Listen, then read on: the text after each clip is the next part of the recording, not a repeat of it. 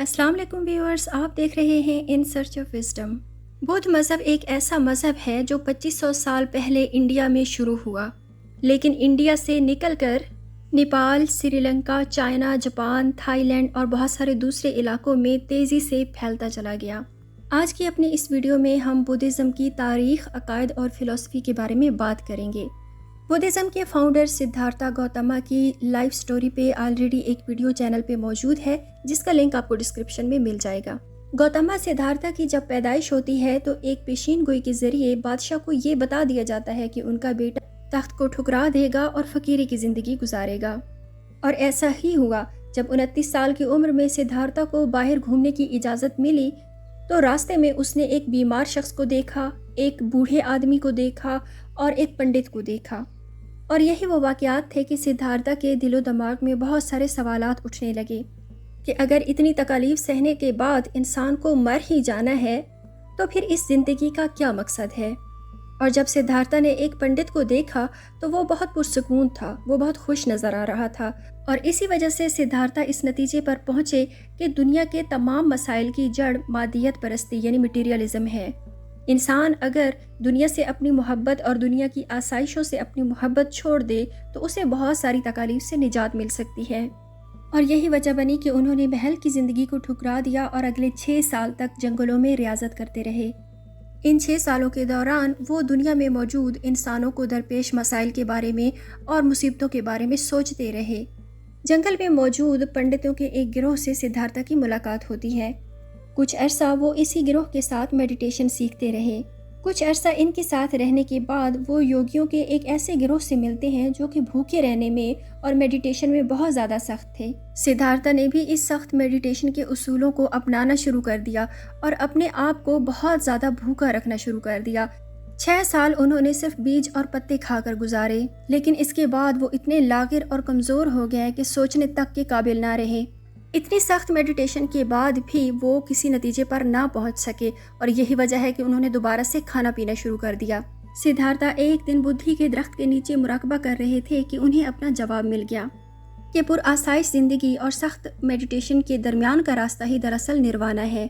यानी जब इंसान अपनी ख्वाहिशात से छुटकारा पा लेता है तो वो दुनिया के तमाम मसाइब से छुटकारा पा लेता है। और यही वो लम्हा था जब उन्होंने अपने दिल में खुशी को महसूस किया और बोल उठे कि मैंने बसीरत यानी एनलाइटनमेंट को पा लिया और निर्वाणा या निजात को हासिल कर लिया। बुद्धा ने अपने आसपास के लोगों को निर्वाणा हासिल करने का तरीका सिखाना शुरू कर दिया। सबसे पहले उन्होंने 4 अजीम सच्चाइयों के बारे में दुनिया को बताना शुरू किया जो कि बुद्धिज़्म की बुनियाद हैं। सबसे पहली सच्चाई ये थी कि ज़िंदगी मसाइब का नाम है और इस पहले सच को संस्कृत में दुक्का कहा जाता है। दूसरा सच समुद्दय है। इसका मतलब है कि ज़िंदगी की तमाम मुसीबतों की जड़ ख्वाहिशात हैं। इंसान के पास जो है उसी पर खुश रहे। जितनी ख्वाहिशात बढ़ती जाएंगी उतनी ही मुसीबतें बढ़ती जाएंगी। बुद्धिज़्म में तीसरा अजीम सच निरोधा है, जिसका मतलब है दुक्का यानी नफसानी ख्वाहिशात पर काबू पाया जाए। अगर काबू ना पाया गया तो अपने नफ्स की ख्वाहिशात की वजह से इंसान मसाइब में घिरता चला जाएगा। और चौथा अजीम सच है मागा। मागा एक ऐसे रास्ते का नाम है जो कि दुक्का यानी सफरिंग से निजात हासिल करने का तरीकाकार बताता है और इसी को 8 फोल्ड पाथ भी कहा जाता है और उर्दू में 8 पहलू रास्ता भी बोला जाता है। 8 फोल्ड पाथ में अमली पहलू बहुत ज़्यादा है। बुद्धिज़्म के मुताबिक अगर कोई इंसान इन 8 उसूलों पर अमल करता है तो वो निर्वाणा हासिल करने में कामयाब हो सकता है।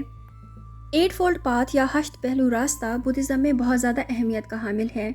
इसमें सबसे पहला पॉइंट है राइट व्यू यानी मुनासिब नुक्ता नज़र, और इसे संस्कृत में दृष्टि कहा जाता है।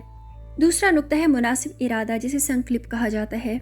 तीसरे नंबर पर है सही गुफ्तगू और चौथे नंबर पर है सही आमाल, जिसे कर्मानत कहा जाता है। और 5th नंबर पर आता है सही रिज्क, जिसे अजीब कहा जाता है। और 6ठे नंबर पर है सही मेहनत, जिसे व्यायाम कहा जाता है। 7वें नंबर पर है सही हाफसा, जिसे समर्ति कहा जाता है। और 8वें नंबर पर है सही मुराकबा या मेडिटेशन, जिसे समाधि कहा जाता है। बुद्धिज़्म में इन 8 उसूलों पर अमल करके एक इंसान निर्वाणा या निजात हासिल कर सकता है। इन 8 उसूलों के अलावा भी बुद्धिज़्म में बहुत सारे अहम अकायद मौजूद हैं, जिनमें कर्मा या अमल को बहुत ज़्यादा अहमियत हासिल है।